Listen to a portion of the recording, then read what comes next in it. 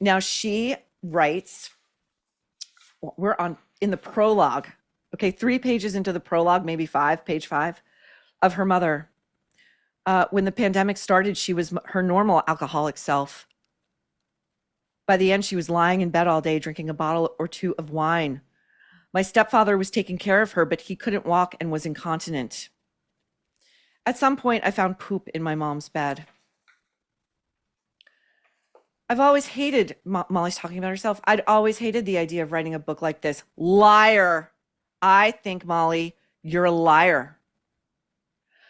I've always hated the idea that the luck of being born into a famous-ish literary family might undermine anything else I've achieved.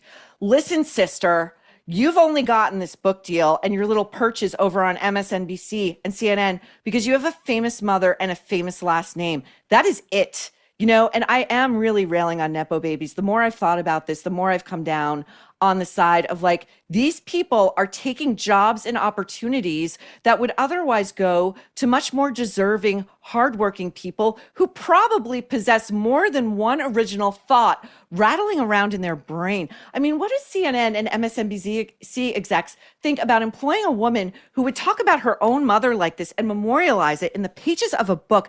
Do you think she's not going to do the same thing to any of her colleagues or bosses? Not for nothing. I had a long-standing boss once who confided in me that someone who had left a couple of years later came back around and said, I would love to come back. Would you hire me? Would you give me a job?